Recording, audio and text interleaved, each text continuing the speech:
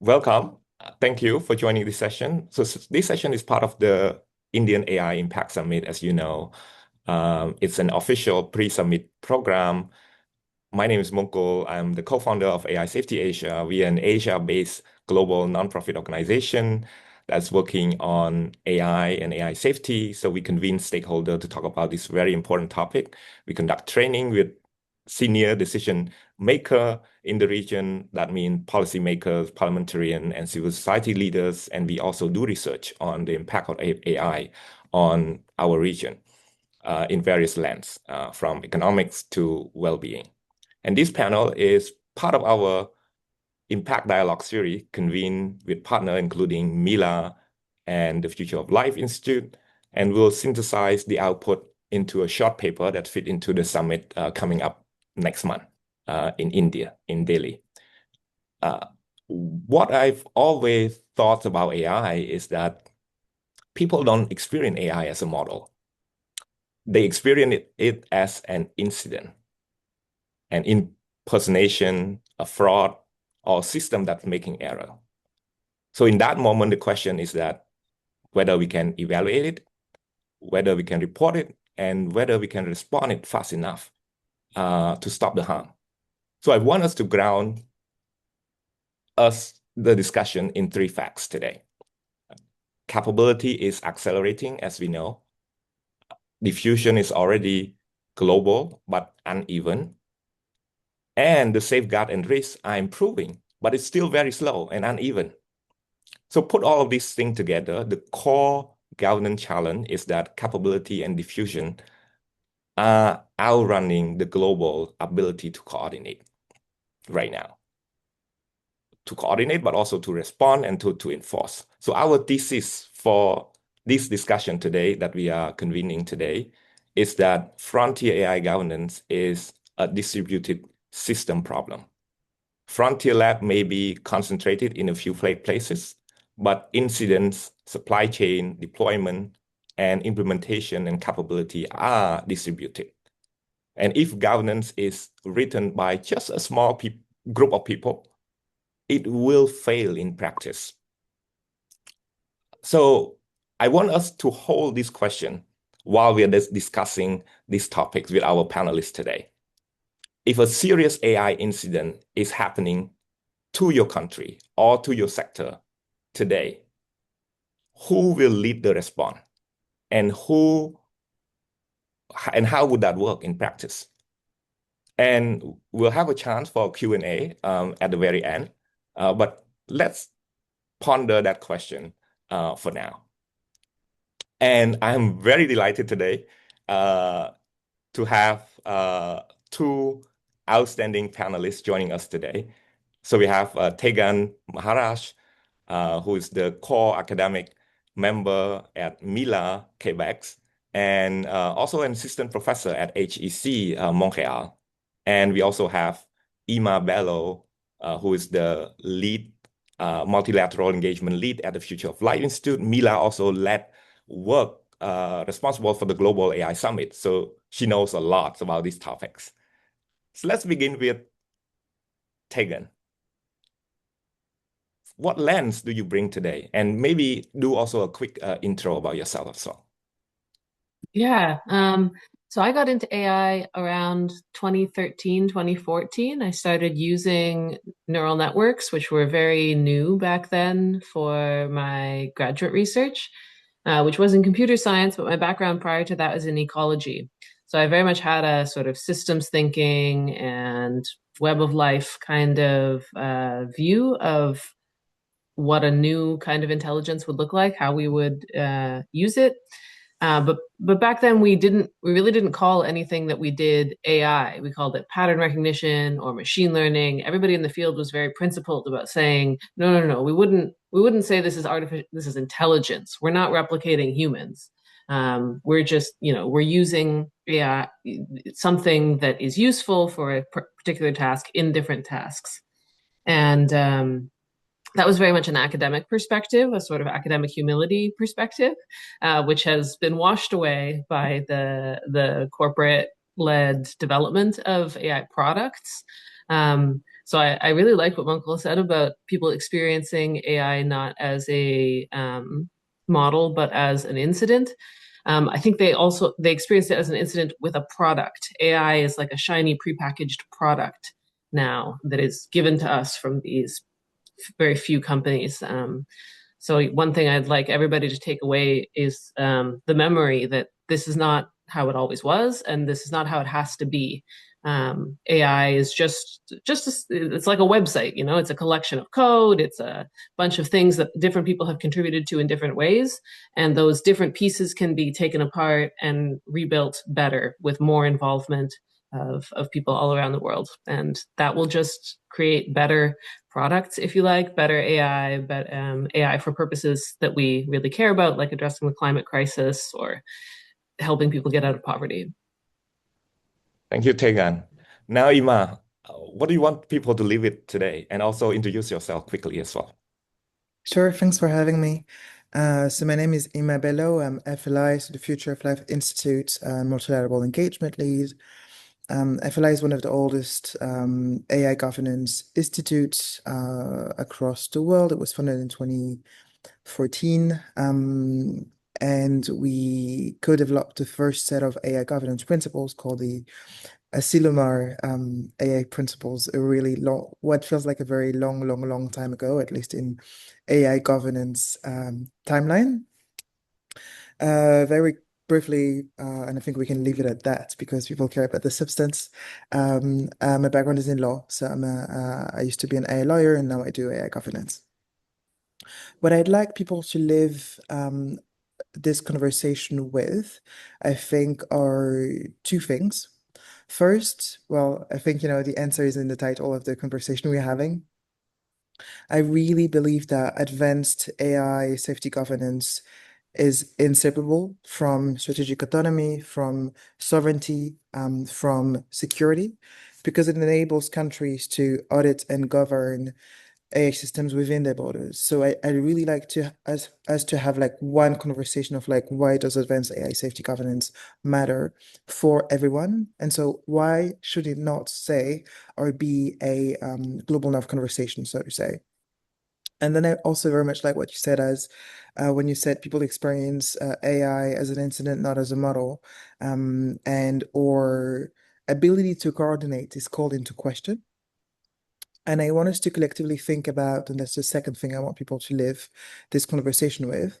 I want us to think about what are the conditions we can collectively create for global governance to actually exist. And obviously, if it needs to be highlighted, and I don't think it does, but if it needs to be highlighted, um, actually global governance includes meaningful ownership, not just representation from the global south. And I know we'll deep dive into why. But those are the two things that I think matter the most. Thank you so much. I think these are important, and that we'll discuss more on all of these front that you mentioned, Tegan and Ima. So let's dive deep into the topic itself. Let's talk about the risk. Like, what is the one risk that you worried about, and what is the government failure mode that it exposes, and what is the one thing that Global South or Asia can measurably help to reduce this risk? Maybe starting with Ima. Sure. I think that the one risk coming from this like global governance perspective on things that I think about most days is governance fragmentation. So if we have advanced AI framework, notably on, say, on evaluation or incident response, for example, that are solidly written by a very limited set of actors, then the rest of the world, so everyone minus those like five actors, say, um, inherits opaque compliance burdens, and then I think we lose our authority to challenge, to adapt these standards into localized threat landscapes, because I think it's clear to everyone here that we need global safety, but we also need local safety. And without local safety, there's no such thing as global safety. Those things are embedded with one another. Um, so if frameworks are only written by a narrow set of actors, most countries will inherit compliance burdens without authority to challenge the assumptions that went into creating those frameworks, or without the possibility, and that's the second point, without the possibility to adapt, those frameworks to their very much tangible, real, local threat landscapes. So that's the failure mode. And in terms of contribution, I think it's the contrary of the failure mode. It's co-authorship of at the operational layer of things. So shared taxonomies, shared incidents, architectures, um, severity scoring, distributed response capacities with real authority and resourcing, so that everyone can answer the question you asked at the beginning of this conversation. If something happens in your local context, whether that's your city, your country, your continent, um, is there a resource authority that knows about those risks, and is capable of handling a response that is coordinated both locally and globally? Thank you so much. I think that's very important. Like fragmentation that we are seeing now, uncoordinated response, and also how do we bring co-authorship, right, with the global south up and front. Tegan, what is your perspective? Anything to add on this? Yeah, in general, it's a cop-out to say the risk that I worry about is the fact that AI is a very potent exacerbator of other risks. So thinking about climate and environmental risks, water use, devastation of farming land, those kinds of things. But another risk that is exacerbated that I want to focus on that has been barely in the news lately is psychosis leading to death. Um, it's a very tragic reality that AI has caused deaths. Um, when I started in this field, when Emma started in this field, that was not yet a reality. That was something we were very scared of, and we thought that that might be the line where international governance would start caring about regulating AI. And so far, it hasn't been. So I think it exposes that governance failure that we didn't worry about this enough, or we didn't. I don't want to say that people don't care enough. I think people care, but it's a governance failure. In reality, in tangible reality, there's a total lack of any regulation whatsoever on AI. Gillian Hadfield, who's an economist and lawyer at the Schwartz-Friesman Institute, often says that the hot dog stand at the end of the street is more regulated than an AI system. So if somebody got sick, if a bunch of people in a city got food poisoning from a hot dog stand, we would have audit trails that the hot dog stand had to follow, checks where a safety inspector went to see that they were preparing the food correctly. And we would be able to trace accountability and trace who might else be affected by this health risk. We have nothing of that nature for psychosis or death in the event of AI systems. And this to me seems like the most extreme case where we can clearly justify a regulatory burden and a like audit trail and logging and inspection trail. Like we don't even know how many cases there are yet, and there are on the order of hundreds. It's mostly not-for-profit organizations that are doing this voluntary reporting, like members of families and stuff like that. So I think this is where the Global South can really contribute. I strongly suspect that as subjects of AI systems, if there are hundreds that have been collated by volunteer organizations in the Global North, there are more than hundreds in the Global South. So doing a better job than the Global North is doing of mandated reporting, of audit trails, so gathering this data together and creating both public outcry about this, the fact that people are being killed and we're not doing anything about it, and also legal cases establishing a duty of care and mandating the kinds of audit trails and inspections that we would need to do a sort of autopsy, an investigation into these very tragic deaths.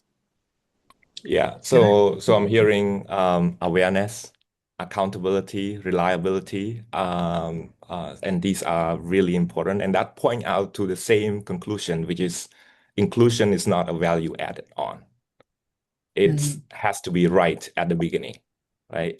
So this is going to our second lens on this topic, which is on concentration Before of we go to concentration, sorry, can I add something on top of what yes, Tegan please. just said? So building on this, I think, you said this in really well, Mongol, when you said diffusion is global but uneven, safeguards are improving but still very slow, but also capability are accelerating. And I think the late 2025 um, period also demonstrated that current safeguards are uneven and clearly need to be improved. I just want to highlight two different incidents that we know of because both are public. Um, in September 2025, we have a documented case of a threat actor using a general purpose assistant at every stage of the cyber attack, but with the threat actor creating the workflow for that general purpose assistant.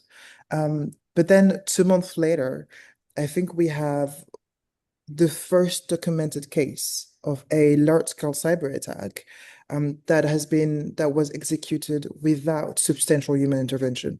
So all of the risks that we are describing today, I think, should also be embedded within this larger context of the ever-growing autonomy of key assistance, because there was only a 2 month delta within those two incidents. Yeah, I think that's thank you for bringing up that example. I think it's alarming. And going to 2026 now, I hope that nothing major happened, but it's really just hope with a grain of salt right now. But let's go back to our discussion earlier, right? Also pointing out all of this issue is because there is really this connection between what is the Bay Area, the Silicon Valley is building, and what is happening on the ground, right? On the downstream effect to that, because it's the global South that will mainly receiving all of these negative downstream effects of what is building in San Francisco over there, right? So where does concentrated authorship distort what count as a risk from your point of view, and what get missed when implementer and the first responder are not the co-author, right? When you don't have co-authorship from the global South, what would be the implication? Ima, to you again. Sorry. Uh, Good. As I was saying, I think we need local and global safety. I think everyone understands that. Um, and it's also very clear to, I would say, hopefully everyone, that threat models differ across contexts, right? So countries with dynamic population of large scale and varied digital and AI penetration do not have the same um, threat model as other countries who might have I don't know, an enhanced digital and AI penetration, say, within their populations. So exclusion per se produce brittle compliance and very slow incident response. And I think, the good news is that we can actually measure co-authorship. We can see who sets the thresholds, who owns the incident response architecture, who created it, who has the authority when there needs to be an escalation, whether it's an international, like global escalation, or in a given context between different structures, type of escalation. So I think that's what gets lost when there's not when we don't have real actual co-authorship. Yeah, that's right. Ima, Tegan, anything to add on this? Yeah, maybe it's just saying what Ema said in a slightly different way, but one of the major reasons I think we need both local and global safety is that it's the downstream reality that determines what the risk is, that determines what is a good threat model. So if we don't have visibility all the way down the deployment pipeline, we don't know what the risks are. So it could come from having bad language coverage in low resource languages, from not knowing about the labor conditions in which AI is going to be deployed, no monitoring capacity in the situations where AI is actually used, maybe procurement constraints and local infrastructure where the AI system that is shipped from the global north is not implemented as expected in the global south. So if we just ignore all of that and do governance from an ivory tower in Silicon Valley, we miss the reality of the situation. And if those realities are absent from the governance design, we get what some people call paper safety or safety washing. So on paper, you're following all the regulations. You ran the correct evals for your system shipped out of Silicon Valley, and but there's no safety on the ground. A concrete example of this is that caused harm through racism is I don't know if you remember Google shipping this product that did facial recognition, and nobody on the team that created the product through the entire deployment pipeline was Black. And then one software engineer, just after, like in a different team, was trying out this new cool Google feature, and it tagged him as a gorilla. And obviously, that's bad PR. I think probably, like knowing Black people in America, I'm not sure a lot of personal psychological harm was caused to him, just because that's probably really sadly a reality that he's gotten used to. But if you scale up this level of racism that could exist in a deployed product from one of the biggest tech companies in the world, and imagine how that is coming out in like resume hiring algorithms, shaping the workforce, or global procurement, AI agents doing tasks online. If we can't have insight into every step of the development pipeline, have like representation matters, then we don't even know what the potential harms are until they actually happen. And that's not a mode of governance we want to be in. We want to be proactive, not just reactive. And then, of course, also aside from this paper safety and lack of knowledge throughout the pipeline, it narrows what gets evaluated in the first place. So we treat a lot of harms, maybe like racism, colonialism, resource extraction. We treat all those things as out of scope if we don't include the people that those harms are happening to. There's this nice phrase from, I think it's Polish labor activists in like the 1800s, nothing about us without us. So anything that impacts somebody, that somebody should have some input, be in the room when we're determining what that product or system is like. I think that's very good tagline over there. I also wonder, let's double click on that, right? When the concentration set the angle, right? The question become now, what is the government stack that is being built right now? You mentioned all of these issue, problem that we are facing, and where can co-authorship still shape this before it's being like hardened and it's difficult to reverse, right? What can we realistically do in the next 12 or 18 months? Maybe starting with you, Ima. Yeah, thanks. I just wanted to add again on what Tegan just said, but then I promise I will answer the question. I think just to highlight a very concrete, rational to what Tegan was saying. Tegan was saying is that there's a dual relationships here between not including populations that are harmed and trying to build something that is safe. Because when you don't do that, not only do you embed, well, harmful representations, but also you create safety vulnerabilities for your system. So no matter who you are and what you think and where you stand on the political spectrum, there's always a reason to ensure that, as Tegan was quoting, nothing about us without us. This is a safety conversation, as well. And in terms of governance, that means ensuring that voices that work on AI accountability in local context are embedded in the conversation. I just wanted to add that. But on like timing and what could we do now before things get crystallized, so to say, I think there are, sorry, multiple opportunities here. I like the framing of the question. I'm sorry, I will answer the question, but I just want to highlight, I liked how you phrased the question because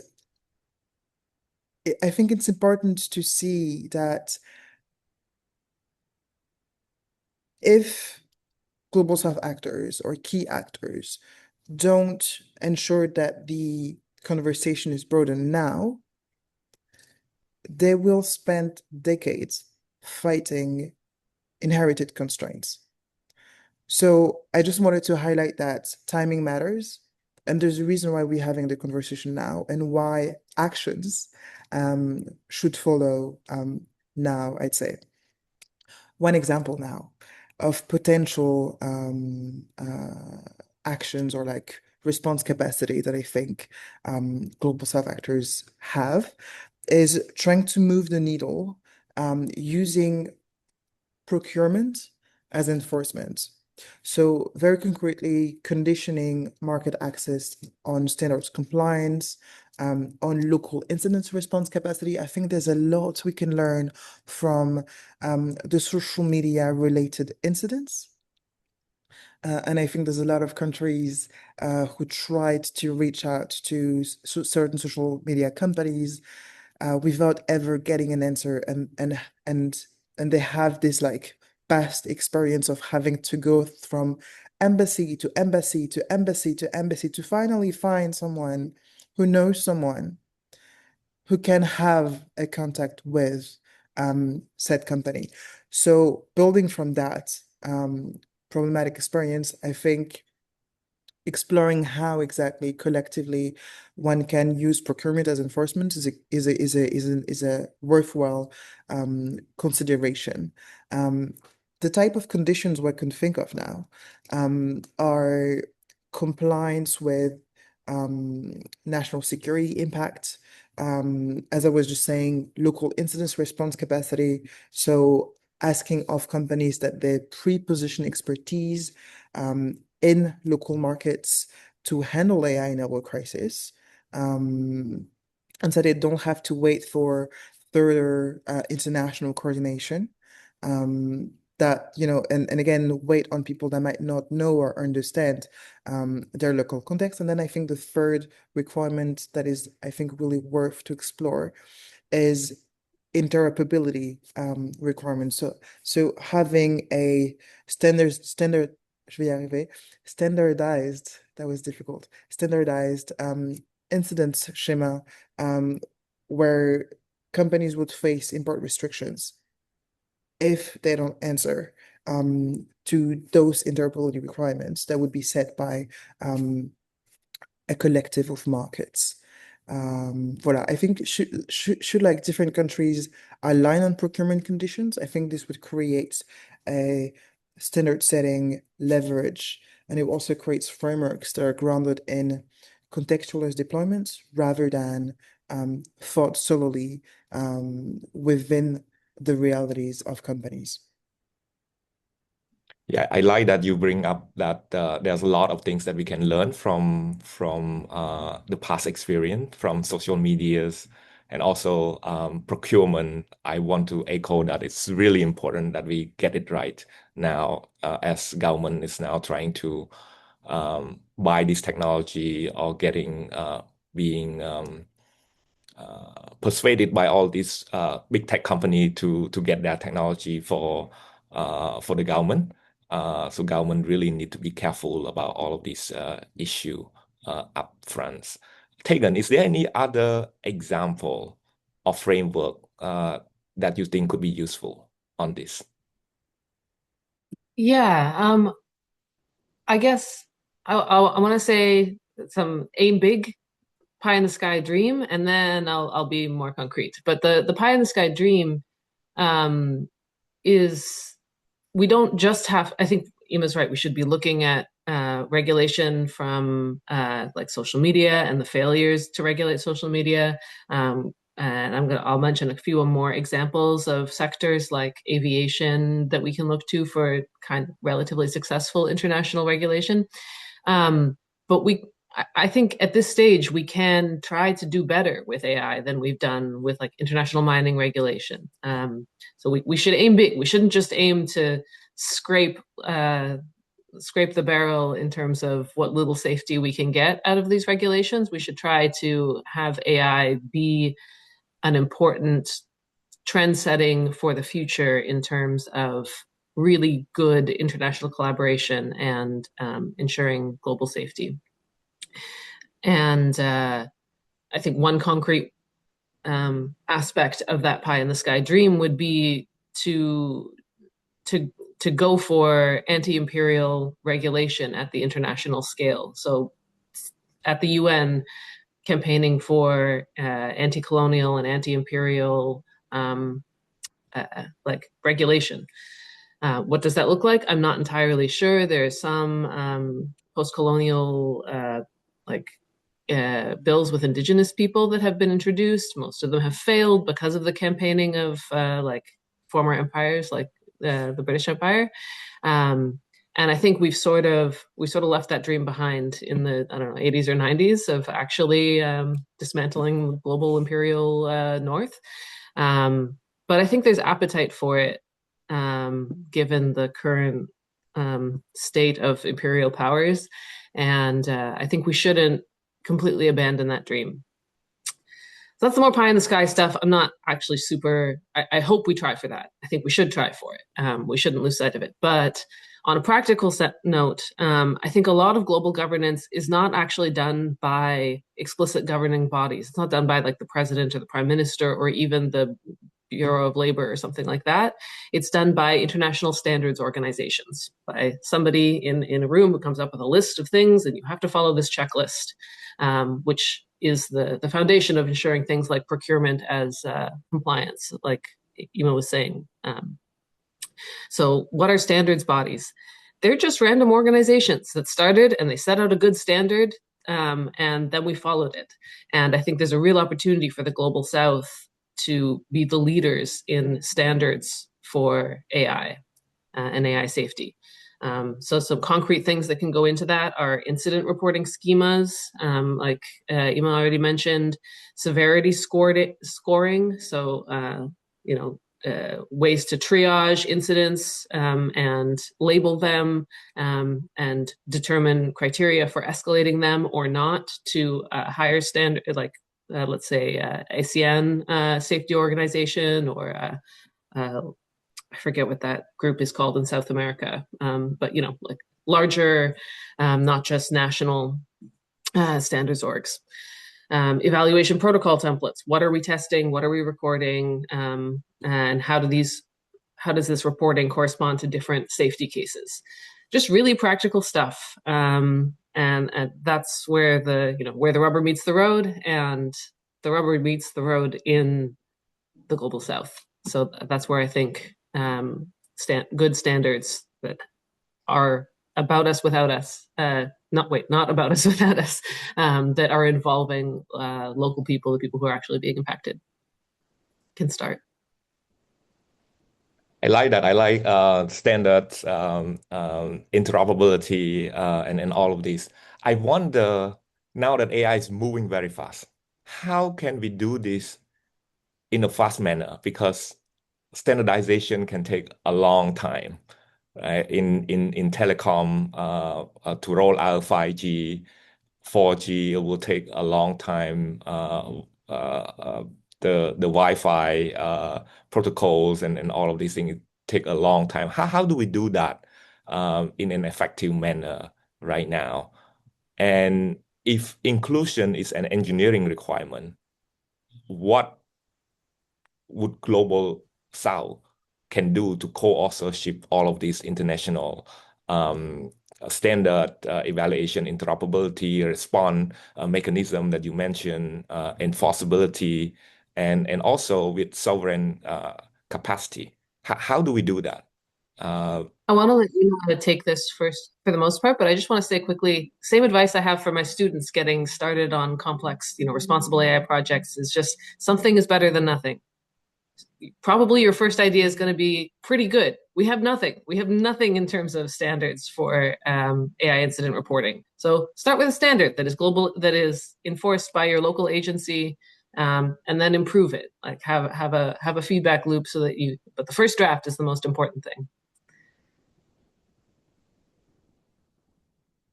Very nice. Yes. Ima, anything to add? Sure, I agree. I would also say, we use an example, um, and as most of you might have followed, the EU and India just signed a trade deal agreement, and that trade deal had been uh, in negotiations for the last 20 years. But it was very much speed up by the new geopolitical understanding and realities that around the need to diversify one's market and the need to have a more structured um, alliances across hemisphere, I'd say. Um, so to answer your question of like, how do we do that, considering that standards such as ISO related standards take a really, really long time? I think we can start by just having creating the conditions for a collective conversation of how in practice they could look like without having to go towards the burden and the length of standardization. So it could look like countries, instead of negotiating by themselves with certain key actors, whether those are from industry or from the government, is having, creating the conditions for them to come up with a set of agreements, a set of standards that they agree among themselves to uphold whenever they are in a key negotiations. I think it could look some like that. And then you had a second question around, if I remember correctly, the need the need around in can you repeat the second question? Sorry. Yeah, it's around if inclusion is an engineering problem, Mhm. right? An engineering requirement, basically. What fails first without Global South co-authorship in terms of evaluation, interoperability, incident response, and all of this? Yeah, okay. Um, so I think incident responses by nature, like intrinsically, they require distributed authority. If we think about a scenario in which an advanced AI incident happened, or like multiple advanced AI incidents happen at the same time, whether that's, I don't know, a model leakage that has biosecurity implications, or in the context of that November 2025 incidents that I was sharing earlier, where we have a uh, almost fully autonomous cyber attack. Um, whether that's an autonomous cyber escalation. Um, if we think through these scenarios, I think it's clear that centralized responses by design um, fail. So if global South actors are structurally excluded from incident response, over time, they might lose the sovereign capacity to evaluate, audit, and respond to those incidents independently, and that results in a structural lock-in. So what that means is that when a potential future crisis hits, they are obliged to accept the response of other actors, even if that response is not aligned with their interest. So hopefully to answer your question, um, structural exclusion leads to long-term dependence. And it also creates the conditions for low and lower trust globally. Hence, my first concern around global fragmentation. Does that make sense? Yeah, I think that makes a lot of sense, and probably linked to now concretely, like what can Global South beyond China like contribute to the change within the next 2 years? What can we do over there? Maybe starting with you first, Tegan. Sure. I think I would put a lot of the global south in this, like in an economic way, we would describe it being a high investment or high adoption, but low preparedness situation. So this was also the case with uh, cell phones and the early internet.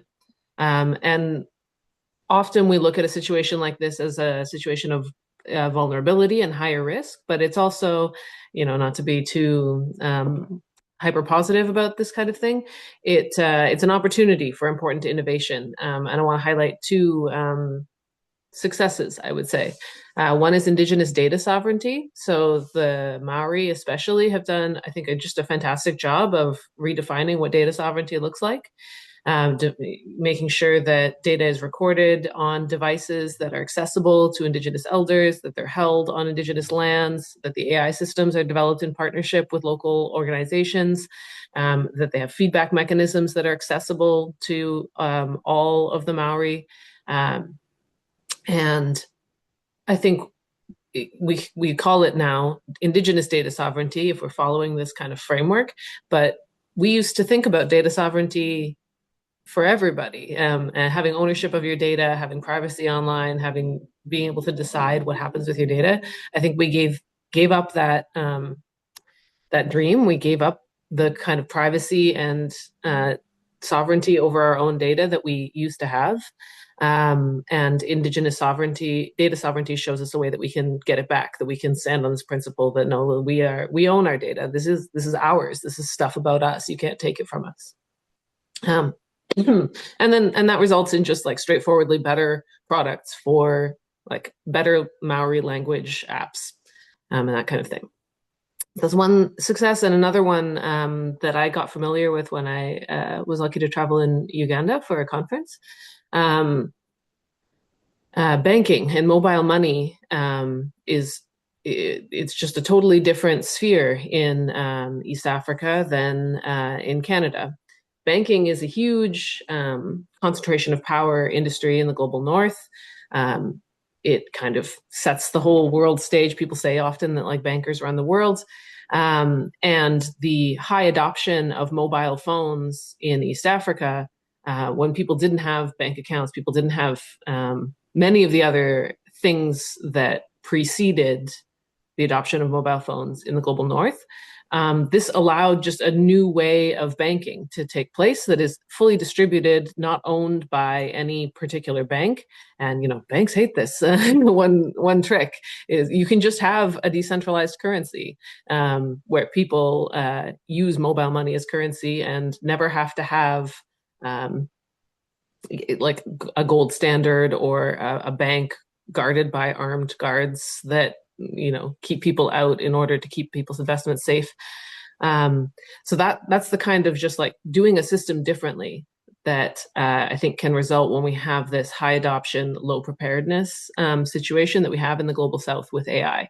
We're not beholden to the regulatory and like societal lock-in type situations that we have in the global north that have maybe prevented us thus far from developing good regulation for AI, like a lot of the regulation in the US that favors corporate entities over individual people that comes from oil lobbying.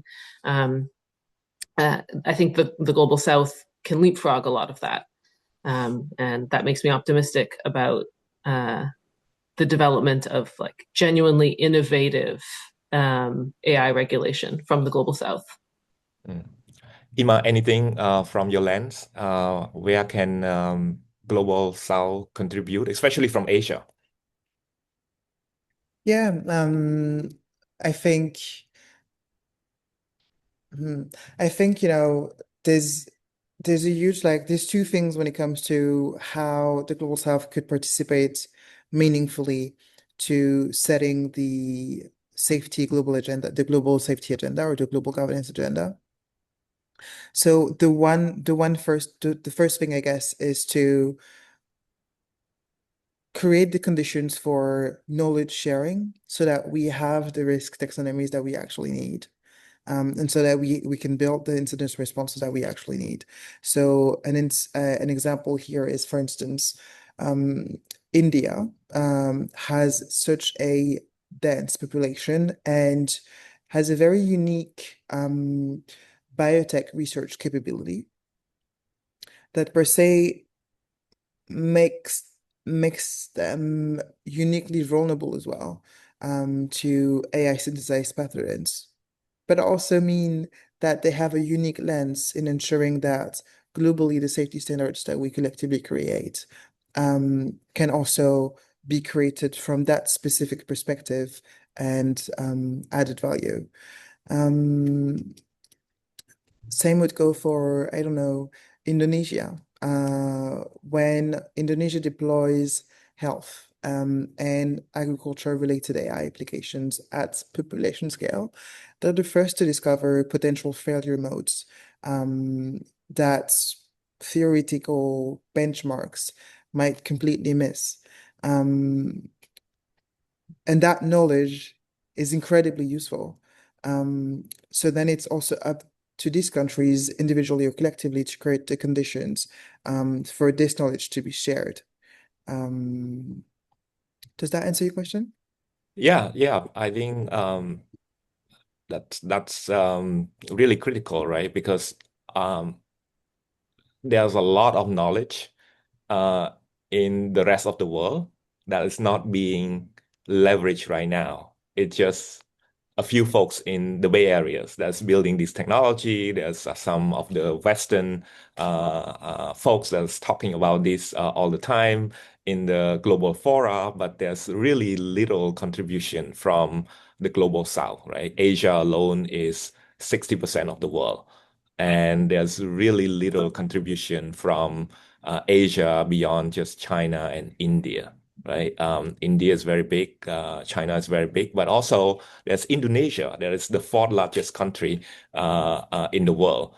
That is, there's really little talk about how Indonesia, for example, can contribute. ASEAN is like 700 million people altogether as a group of 11 nations. There's a lot of things that these nations can contribute to all of these conversation, the norms and the standards that you mentioned. So and I see a lot of interest from the audience right now. There's a lot of questions, so we probably can spare some time to answer some of these questions. I know we are really running late right now. We just have 9 minutes left, but let's answer one question. I think the first question that came, which is as big tech company a race to develop AGI and potentially ASI in the near future, how can we persuade them to adopt and support regulation that ensure responsible growth of AI? Maybe starting with you, Tegan. Yeah. Yeah, I think we can't. Stop trying. Just do the regulation ourselves. Ima, anything from your perspective? I think that's a good question, and I think it creates a lot of conditions. But one of the things that I'm curious to see in the coming month slash years is to see what the public response is to the AI related incidents that will happen, whether those are AI related layoffs, AI related harmful incidents, as Tegan was also mentioning, sometimes leading to death. So I'm curious to see how the public will react. And and and I think that might be one of the many conditions that are necessary to create a discourse around the type of safety standards that we want to see. Yeah, I think that's critical. Maybe to you again, Ima, since you're working on multilateral, you know a lot about these global fora that's working right now. What are the AI safety ethics governance organization doing to make the AI governance ecosystem more inclusive in the global south? Uh, the question is that many organizations are based in the global north and have majority global north staff, etc. Okay, so I would push back on that assumption. I think there's a lot of AI accountability groups operating from the global south, whether those are um, legal groups doing impact litigations or civil society organizations sharing a long list of AI-related incidents, or journalists organization also sharing what the reality of the deployment of AI within the global south. One such organization whose work I really admire is called The Rest of the World, literally. And so I would invite everyone to go check what they do. Obviously, it's just one example. So, but just to push back around this assumption of like it's only the global north leading the conversation, I don't think that's entirely true. I think there's an imbalance for sure.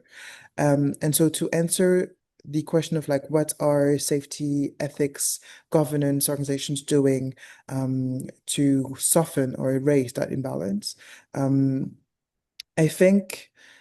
I mean, I don't know, I'm just me. But I can share a few thoughts as to what I think should be done or what FLI is partially doing. One such example would be trying to create the conditions for a diverse group of stakeholders to think through market conditions. That's one example. Ensuring that there are global conversations around AI incidents is another set of examples. I hope that helps answer the question. No, I plus one to that. Shameless plug, AI Safety Asia is an Asia-based organization and trying to do something like this from the grassroots from Southeast Asia. It actually is our base, right? We are doing convening, capacity building, and research from the ground up. I would also call everyone to check if I work. I think we have 5 minutes left, so let's move on to our closing. I know you have some question, but maybe you can connect us back through other channel later on. We are happy to answer the question later on. Let's close with one wish that you hope that we can achieve in the next 12 months to 18 months, right? Especially at the summit, right? Or even beyond the summit. Uh, Starting with Tegan. Sure. There's this quote that safety regulations are written in blood. And I think it's very tragic. It's very disappointing. It's very sad that we have blood on our hands now as the AI industry. So let us write safety regulations with it. And my wish is that those safety regulations be not just paper safety. So not just written by the global north or by the people like me in an ivory tower, but any of you in any industry in the global south. I hope this conversation is sort of a call to action to develop a pipeline where people have agency all along the pipeline. So particularly in the global south, use the fact that human labor is still valuable, is still relatively more valuable than it is in the global north, and available, and have, you don't need to overthink what a safety regulation looks like. It can just be a standard on a website that you have to follow. It's a checklist, and anybody anywhere can text this number or email this number if they see this checklist not being followed. That's an incident reporting framework. And then have human people go over the responses that you get on this number that it is texted to, sort them, categorize them, discuss them with local governance, or maybe it's your country, maybe it's ASEAN, maybe you come to this organization with the results. Maybe you just publish them on the website, but any start is better than no start, and you don't need to overthink it. Let's just start doing it. Start doing the safety regulation. It doesn't need to be perfect. Thank you so much. That's well said. Ima? I'd like to leave it at that. I think that was great. Maybe the one thing that I want everyone here to live with is a myth that I'm hearing a lot. And I think, yeah, we should try to read between the lines when we hear that myth and say that advanced AI safety governance matters for everyone. It's not just a global north conversation. It's not the global north setting the agenda. It should matter to everyone, including the countries that might not have an industry that is developing those advanced AI models and systems. Well said. Advanced AI governance must be everyone's problems, and everyone must contribute. I think that's very good. Thank you so much all for your time and engagement today, and particularly thank you to Ima and Tegan for such a thoughtful and grounding intervention. I learned so much from this discussion, and I hope it's true for everyone joining us. So it's clear that the conversation is that the frontier AI should be inclusive, right? We cannot exclude the global South and the rest of the world from this conversation. And the conversation does not end here. We'll continue the conversation. Actually, AI Safety Asia will be hosting another Impact Dialogues conversation on Thursday on a related topic, which is on open source AI sovereignty and the new geopolitics of capability. So stay and engage, and please follow us on LinkedIn. We have a lot of things coming up for the AI Impact Summit. And thank you once again for joining this conversation. And I hope you have a beautiful day forward. Thank you See you so again much for soon. the direction. And thank you everyone for joining.